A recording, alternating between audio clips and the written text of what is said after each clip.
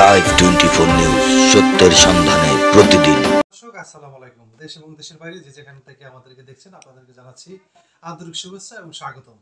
আমরা এই মুহূর্তে উপস্থিত রয়েছি নারায়ণগঞ্জ 1 আসন ঐতিহ্যবাহী একটি ইউনিয়ন, মুরাপাড়া ইউনিয়ন। আমাদের সাথে এখন যিনি যুক্ত হয়েছেন অত্যন্ত চমৎকার একজন ব্যক্তিত্ব, সদা হাস্যোজ্জ্বল একজন ব্যক্তিত্ব, আমাদের সকলের প্রিয় মুখ জাহাঙ্গীর আলম ভাই। তো জাহাঙ্গীর আলম ভাই আসলে দু একটি কথা তাকে আসলে প্রশংসনীয় করা যাবে না। আসলে বিগত দিনে তার অনেক ত্যাগ রয়েছে। আসলে তিনি এবং দীপু ভাইয়ের একজন আস্থাভাজন ব্যক্তিত্ব।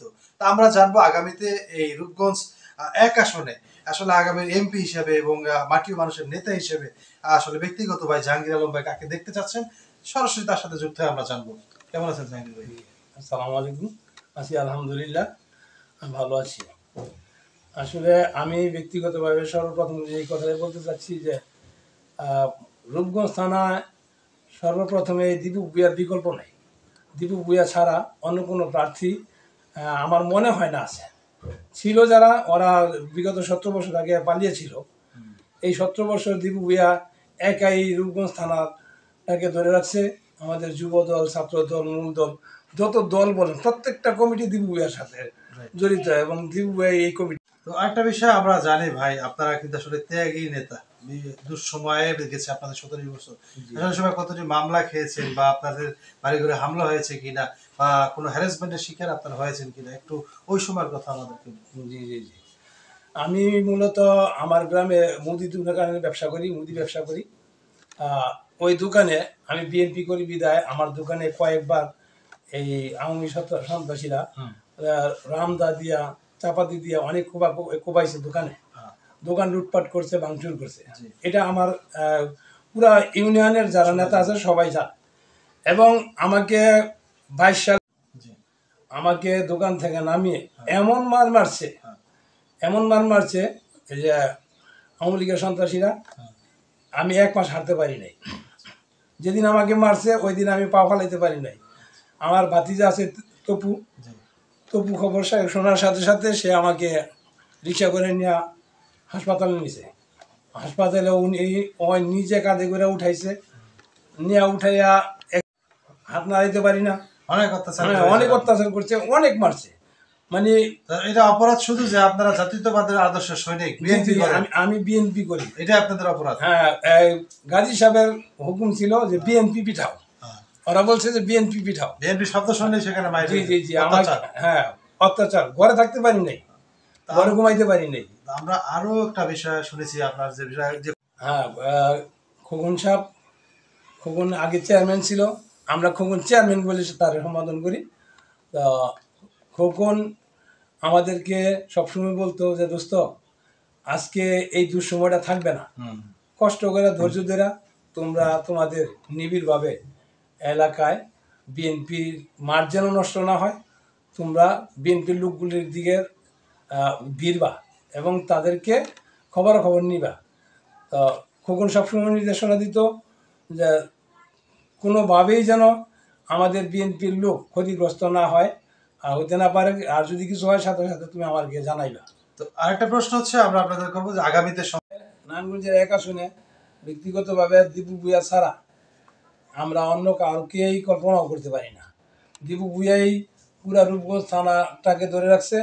আপনারা রূপগঞ্জ থানা যেখানে যাবেন বর্তমান আওয়ামী লীগ যারা করতো, আওয়ামী লীগ সব তো খারাপ ছিল না, যারা আওয়ামী লীগ ভালো ছিল, মানে মূল আওয়ামী লীগ যারা বয়স্ক, তাদেরকে জিজ্ঞাসা করবেন, তারাও বলবে যে দীপু ভূঁইয়ার বিকল্প নাই। দীপু ভূঁইয়া ছাড়া রূপগঞ্জ থানা অচল আমি মনে করি। দীপু ভূঁইয়াই পুরা রূপগঞ্জকে ধরে রাখছে। আমি যদিও 6 নং ওয়ার্ডের যুবদলের সভাপতি, আমি পুরা রূপগঞ্জ থানাটাকে লবিং করি। আমি সবার সাথে ঘুরি, দেখি। তপু যে আমার ভাতিজা, ওর সাথে হুন্ডা করে আমি পুরা রূপগঞ্জ থানায় লবিং করি। এই রূপগঞ্জ থানা পুরা নেতা তপুরে এক নামে চিনে। তপু, কারণ আমি পরিচিত আমার ইউনিয়নে, থানার সবাই চিনে না, কিন্তু তপু যে একটা ব্যক্তি, হ্যাঁ, খুব পরিচ্ছন্ন নেতা। জাহাঙ্গীর ভাই, আমরা একটু থামাচ্ছি আপনাকে। রূপগঞ্জে আইটি প্যানেল আপনারা জানেন যে আসলে দুই তিনজন প্রার্থী রয়েছে। এরা কিন্তু জনগণের অভিযোগ রয়েছে যে আপনারা দীপু ভাইয়ের প্যানেলে আসলে আওয়ামী লীগের হাইব্রিড আসলে যুক্ত হচ্ছে এবং নতুন করে সদস্য হচ্ছে, আপনারা জানেন নতুন সদস্য আপনারা নিচ্ছেন। এখানে আওয়ামী লীগের কিছু হাইব্রিড রয়েছে, আসলে এটা এই বিষয়টা আমাদের একটু ক্লিয়ার করবেন। আচ্ছা আচ্ছা, আওয়ামী লীগের কিছু হাইব্রিড লোক বিএনপিতে যুক্তে চাচ্ছে। এটা ইউনিয়নের কিছু কিছু নেতার আছে, যেমন কারো ভাই, কারো চাচা, কারো ভাতিজা। ওরা কাউকে ফালাইতেও পারে না, মারতেও পারে না, ওরা দেশ ছেড়ে চলেও যেতে পারে না। তবে ওরা সক্রিয়ভাবে অরিজিনালে আওয়ামী লীগের কাউকে নিয়ে ওরা এখনো কেউ রাজনীতিতে নামে নাই, মাঠে নামে নাই, আমরা পাই নাই, এখনো পাই নাই। তো মানুষ এইভাবে একটা হিউমার ছড়াচ্ছে। শেষ প্রশ্ন আপনার সন্ত্রাস, চাঁদাবাজি, মাদক এবং সুন্দর একটি রূপগঞ্জ গড়ার জন্য আসলে দীপু সাহেব কী ধরনের ভূমিকা রাখবে?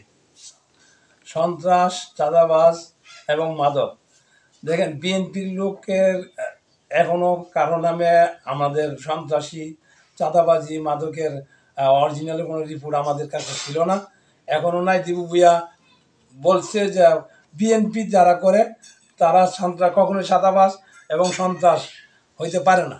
সন্ত্রাস, চাঁদাবাজ ওরা বিএনপির লোক না, সে যেই দলেরই হোক। দীপু ভূঁইয়া তা কাউকে ক্ষমা করে না, আর করবেও না। উনি চাচ্ছে সন্ত্রাস মুক্ত, চাঁদাবাজ মুক্ত, মাদক মুক্ত রূপগঞ্জ থাকে, সুন্দর একটা রূপগঞ্জ গড়ে তোলার জন্য। কারণ দীপু ভূঁইয়ার চরিত্র অরিজিনালি ফুলের মতো পবিত্র। হ্যাঁ, দীপু ভূঁইয়ার চরিত্রের মধ্যে কোনো কলঙ্ক নাই। এই রূপগঞ্জ ছাড়া যত নেতা দেখেন প্রত্যেকের কলঙ্ক আছে, কিন্তু দীপু ভূঁইয়ার কলঙ্ক নাই। জিয়া অমর হোক, শহীদ জিয়া জিন্দাবাদ, তারেক রহমান জিন্দাবাদ, বাংলাদেশ জিন্দাবাদ, জাতীয়তাবাদী দল বাংলাদেশ জিন্দাবাদ। আল্লাহ হাফেজ।